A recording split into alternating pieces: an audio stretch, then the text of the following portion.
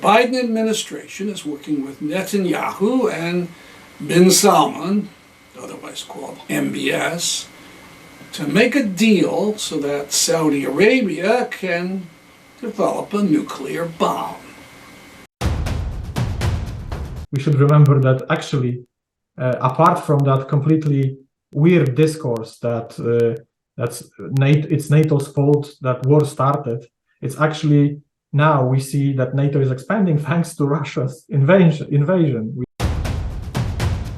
Hello, my name is Stanley Heller. Welcome to the Struggle Video News. Today we'll cover Saudi Arabia, Bahrain, Palestine, Israel, and Ukraine. You've seen this despicable picture. Mohammed bin Salman, custodian of the mosques holy to Muslims in Saudi Arabia, shaking hands with Narendra Modi, President of India, whose supporters want to convert or dominate India's 200 million Muslims. Then we have Biden, who promised to make the regime of bin Salman a pariah over the murder of Washington Post reporter Jamal Khashoggi. And they all warmly clasp and shake hands.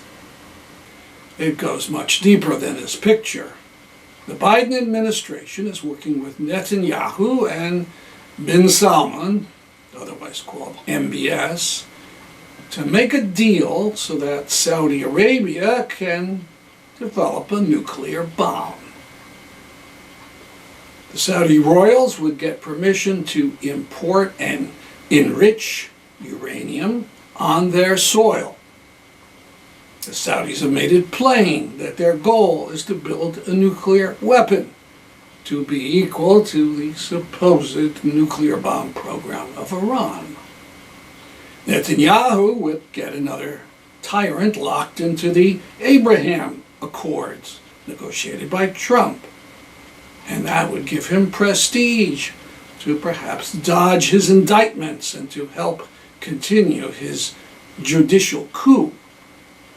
Biden, I guess he thinks this will help us geopolitically. The Israeli paper Haaretz says a group of a dozen or so U.S. senators are dubious and have the power to block the deal. Principally, Connecticut's Senator Chris Murphy. Of course, bin Salman will demand concessions for the Palestinians. There will no doubt be a lot of check writing. New palaces for people on top so they can observe Palestinian people submitting to ever more violent and greedy rule by Israeli settlers. Someone should tell these big shots that it will all be a house of cards, doomed to eventual destruction by the people who will not live under oppression forever. Perhaps you should tell that to Senator Chris Murphy. Now we report news about the detention of a human rights hero and his heroic daughters of the small island country of Bahrain. Abdulhadi al-Khawaja has been in prison some dozen years. His daughter Maryam al-Khawaja had been arrested on the no doubt trumped-up charge of assaulting a police officer in 2014. She left the country and became a citizen of Denmark, not giving up her citizenship of Bahrain. She tried to take a bold step. I am going back to prison in Bahrain next week.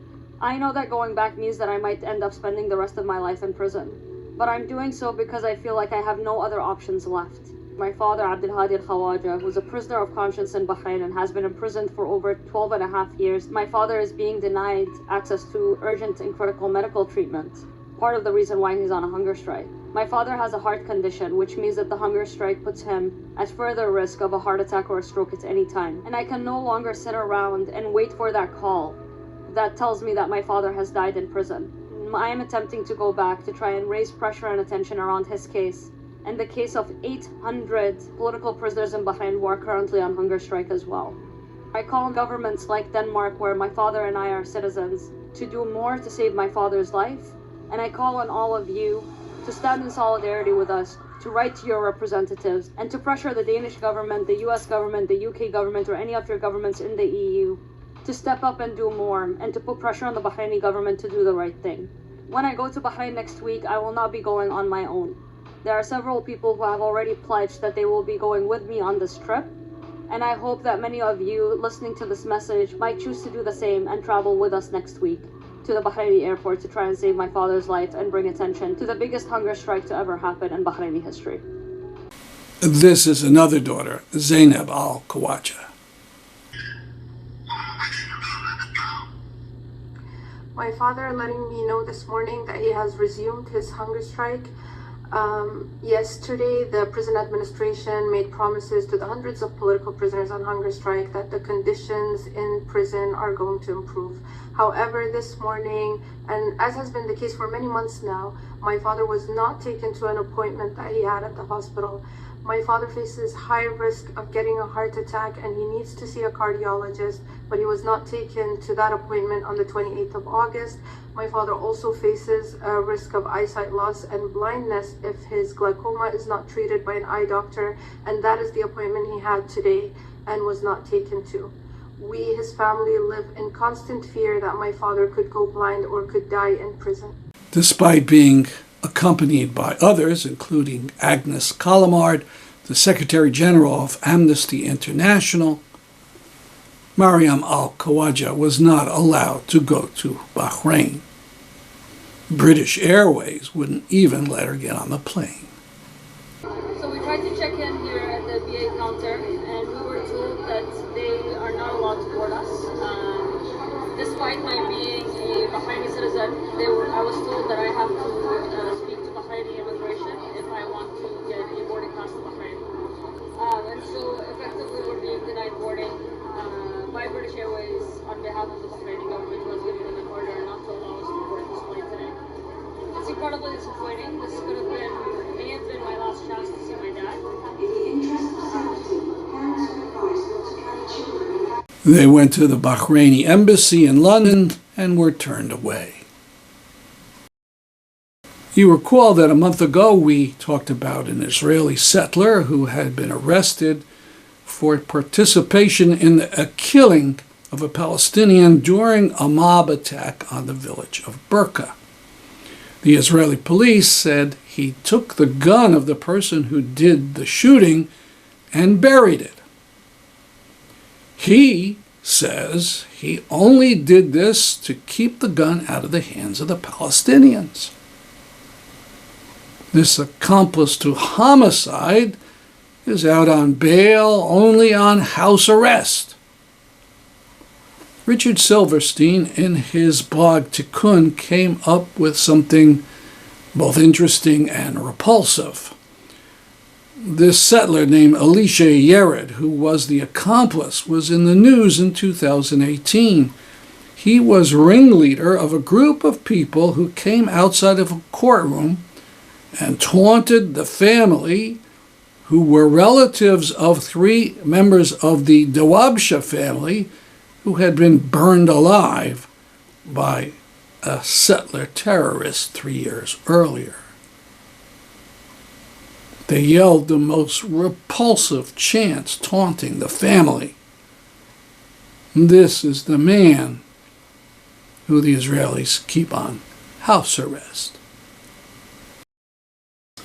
If you go to a page on our site, thestruggle.org, you will see this picture of a beautiful infant named Fatima al-Masri, who died in 22 in the Gaza Strip.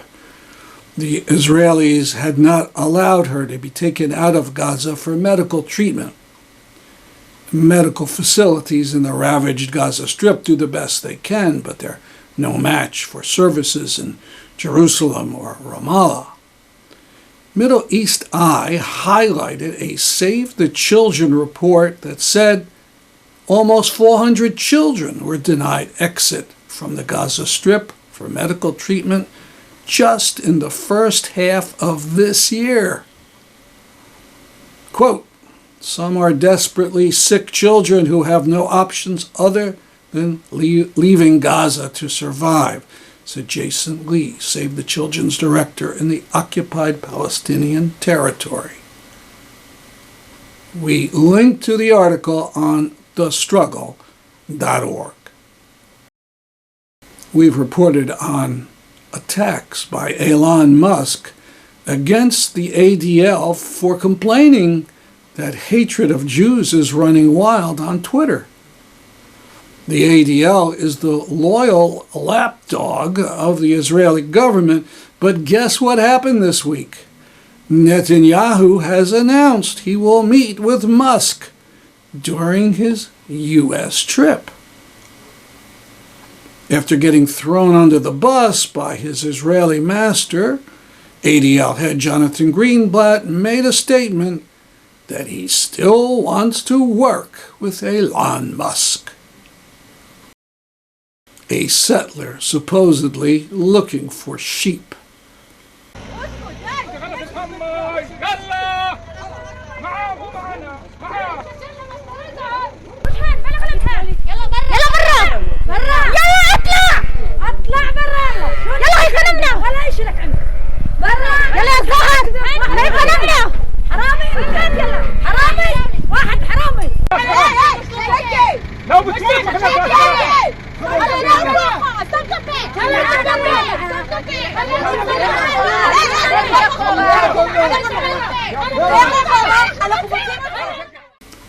Luckily, this ended without violence. Gideon Levy, writing in Haaretz on September 16th, talked about a man who, during his childhood, witnessed his neighbor murdered by a settler. Quote, "A settler on horseback killed him with a rifle after killing 19 of his sheep." From IMEU, Love Under Apartheid.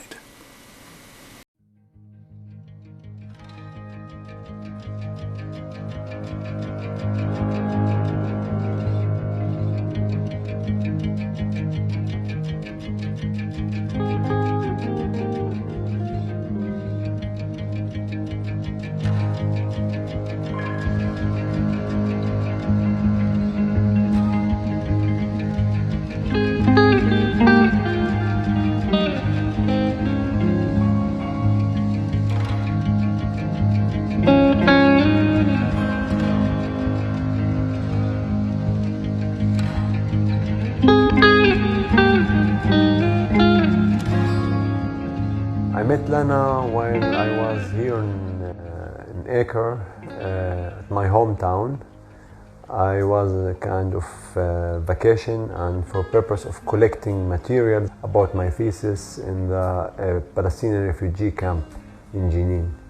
So I went to Jenin, and Lana was working actually in the health institution there. So I met her there, and a love story began that time.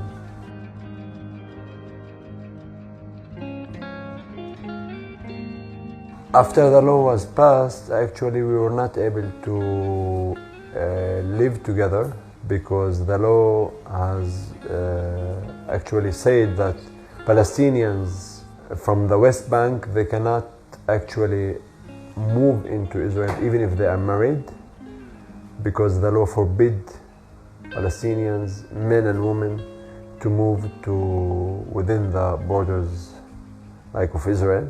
So we knew about the law, but we didn't think that this law should prevent us from being together. I didn't stay here all the time. I have been in Jenin for sometimes, and sometimes in Acre. I made a permission for 2 days and come to Acre. And after 1 week or 2 weeks, I returned back to Jenin, and this is how I live in the first and second year. The point is that we actually don't have the security that this permission will be renewed. Like, this is a military permission. It's not a civil permission. It's rather a military permission that's given for 1 year. We have to renew it every year. So therefore, we feel like we can't move freely as a family. Lana can't work, she can't have free movement, she can't drive, and therefore it's like a kind of living in a cage. We once traveled to Jordan, and I remember that Sally was 1 or 2 years old, and the kids passed with me because they are registered as in my ID as an Israeli kids, and Lana has to go from another different cross borders. So we can't be together because the law says to me, you can't be together unless she is 25 years old or unless the man is 35 years old. So in such case, I have no other description than racism or racist law.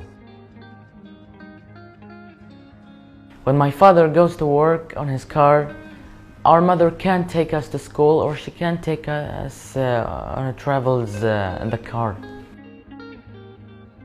I'm afraid that this law become harder on us, or maybe our mother, we were separated from each other. That's what I'm worried about. I want to work here. I graduated from university not to stay at home. I want to work like any woman here in the city. I don't want to feel like I'm in a jail. I'm a human being. I have to work. I have to do anything for my society because this is my land. I can't leave Palestine. I want to stay here. I want to stay in the city where is my husband born. And I can't let Taysir go to Jenin because Jenin is not his home. Acre is his home. I can't let him, like the fish, go out from the sea.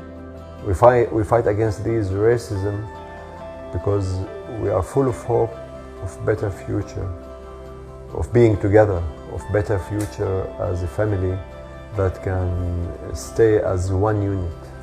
So yeah, I still have hope and we can continue on.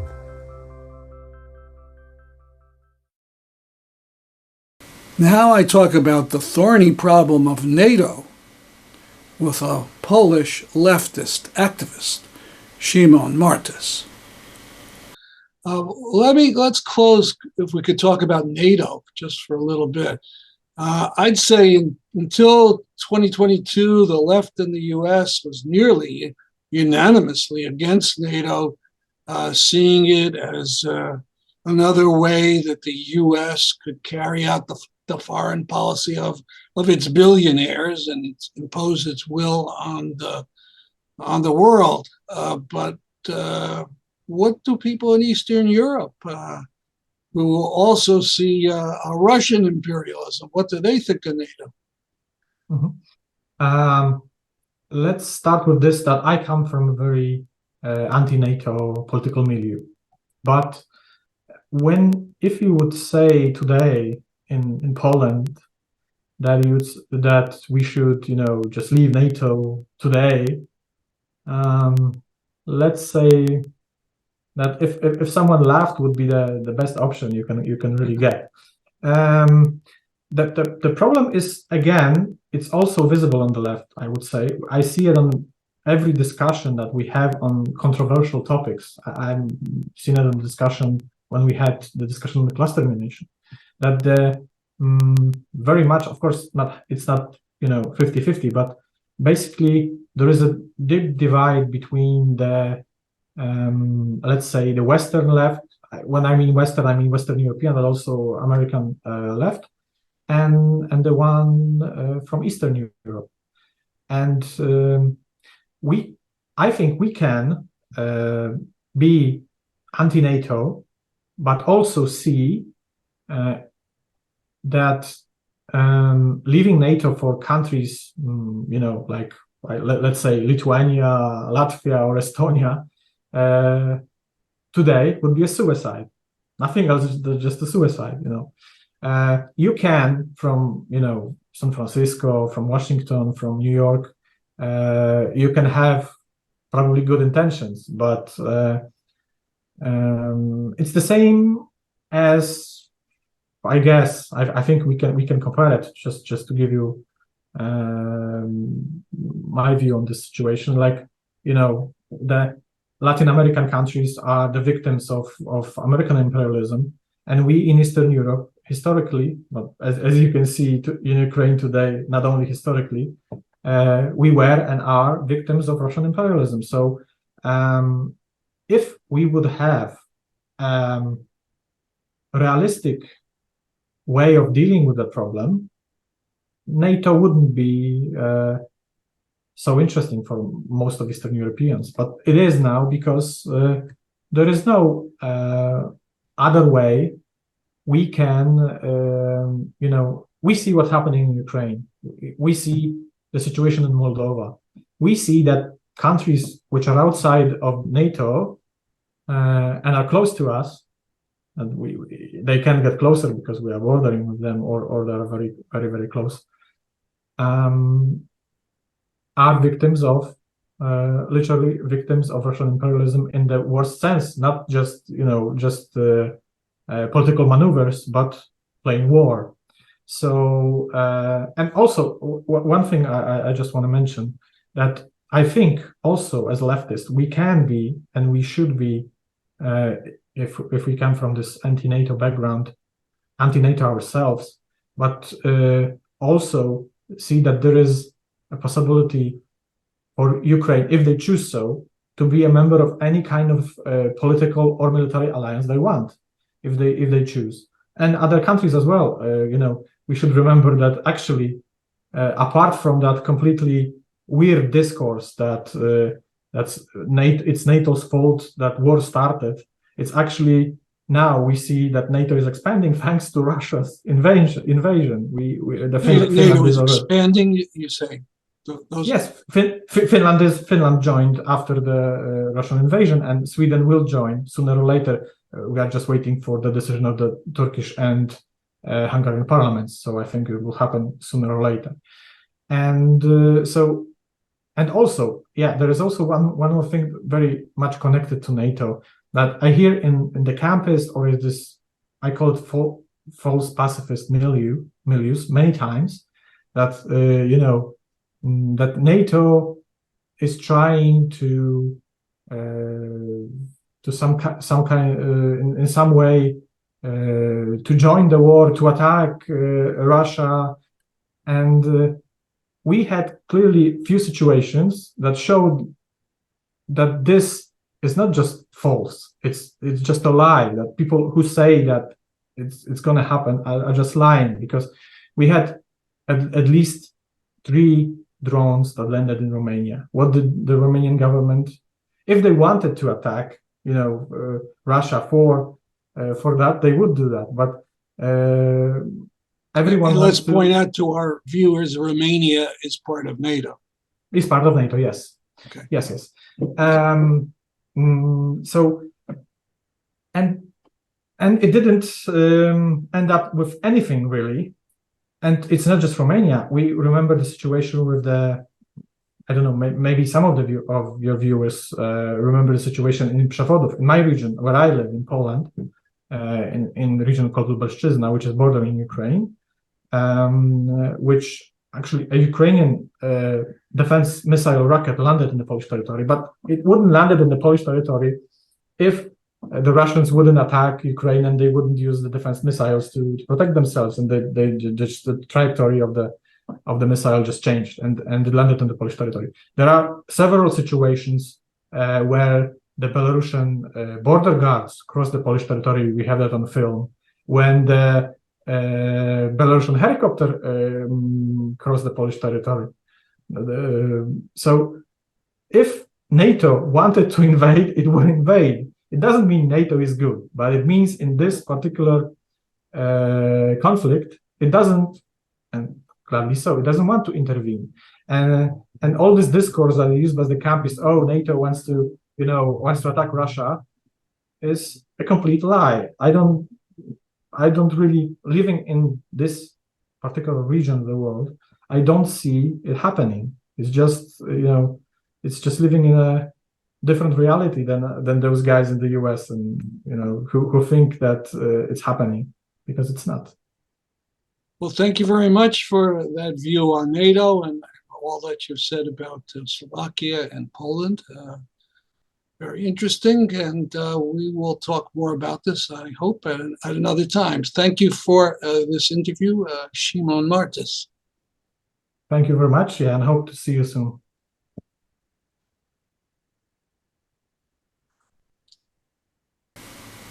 It's part of a longer interview, which you can see among our recent YouTubes. Go to youtube.com and search for The Struggle Video News. In Texas, a federal judge again declared DACA, that's the Deferred Action for Childhood Arrivals program, unlawful, blocking an attempt by the Biden administration to codify DACA into a federal regulation. It's the second such ruling by conservative Judge Andrew Hanen, a George W. Bush appointee. DACA will remain in place for some 580,000 recipients and continue to issue renewals, but will not process first-time applications. The decision prompted calls for the Biden administration to prioritize immigration reform and provide a pathway to citizenship for immigrants living in the United States. The New York Legal Assistance Group, known as NILAG, called the ruling inhumane and shameful and said, quote, "It's unconscionable that our judicial system is placing thousands of people back into the shadows of this dysfunctional, harmful immigration system," unquote. The case is expected to end up in the Supreme Court. The International Organization for Migration has found the U.S.-Mexico border to be the world's deadliest land migration route. The International Organization for Migration documented the deaths and disappearances of 686 migrants on the U.S.-Mexico border in 2022. That's our program for today. See you next week at this time. I'm Stanley Heller for the Struggle Video News.